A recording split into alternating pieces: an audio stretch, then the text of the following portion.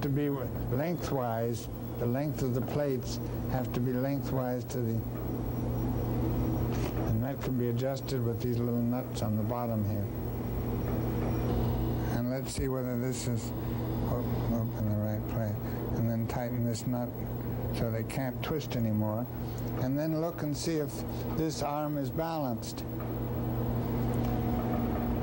Well, it seems to be down a little bit on this side, so I'm going to move this out just a little more and then see. Yeah, now it's more nearly horizontal, so I'll tighten this one to get the end balanced. If these were moved in much further, they'd have much less effect and wouldn't absorb the energy as well, and there'd be more of a reflected wave. If they were out too much, then they'd move so much that the inertia of the oil moved would interfere, and you'd get more of a reflected wave. So there's a best place for those as you move in and out for a given kind of oil in the pots here. I adjusted these earlier and moved them in a little bit.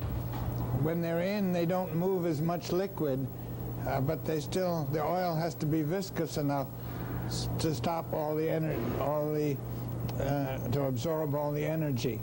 These things I can look at. This one unscrews here rather than with a set screw like the other one, and I can take it out. And I'm going to do that and show it to you. I'll lift this lid off.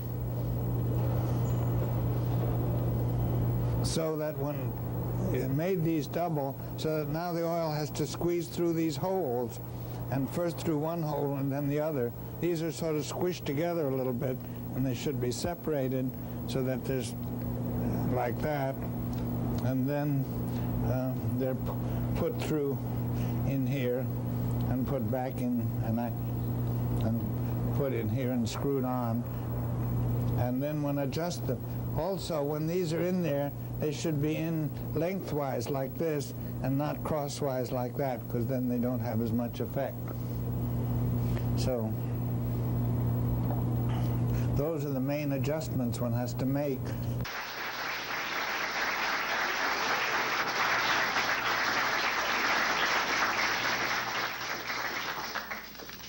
Thank you.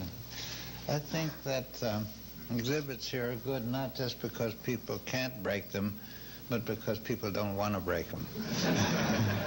And there's a lot to do here where people can explore without having to, and they can make things behave the way they're not supposed to without making them misfunction. They're supposed to misfunction the way they're not supposed to. The Exploratorium really is a place of connections, and one of the nice things about it is it's all one big room so that it's easy to sort of establish those connections. We have to write signs for our exhibits here, and we have to use imagery that isn't the standard lingo of science in order to communicate what's going on as we do.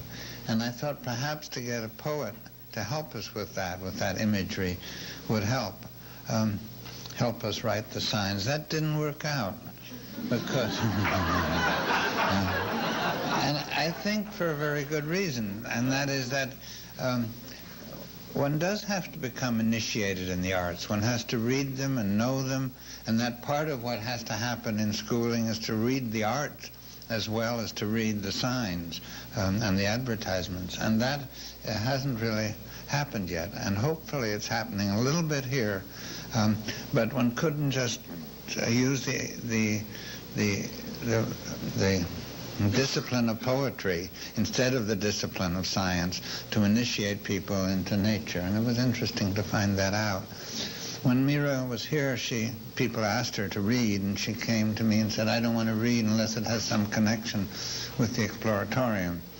And I had I'd spent a year reading things that were written long ago in science at the beginning of in the 17th and 18th, early 18th century, when scientists were discovering new things and trying to tell each other about it. And they had invoked imagery. I mean, when they first did things on electricity, their writings were so different from the way they are now, where there's an accepted lingo.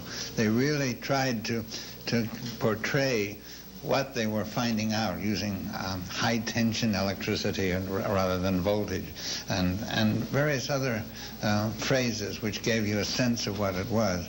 So we had a series of readings here, which I think were just wonderful, which were called Readings on the Forefront of Science and Poetry, and at each evening a poet read and a scientist read.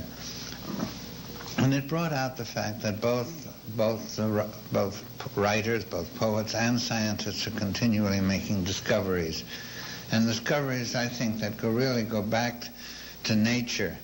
The thing I've thought about science that is so interesting is that it isn't just that it explains things, but in the process of trying to connect things, it discovers all kinds of things that are happening that one didn't know was happening. It doesn't science isn't a foreteller, it isn't a soothsayer of the future. But when you discover what is happening, you sometimes say, well, something else must be happening too. And if you look for it in the right way, you'll find it. So that science sort of tells you what's possible in nature and maybe how to go about looking for it. But I think the art also derives from nature, but it relates much more to human experience with nature, human experience with each other and with parts of nature. And poetry certainly does that.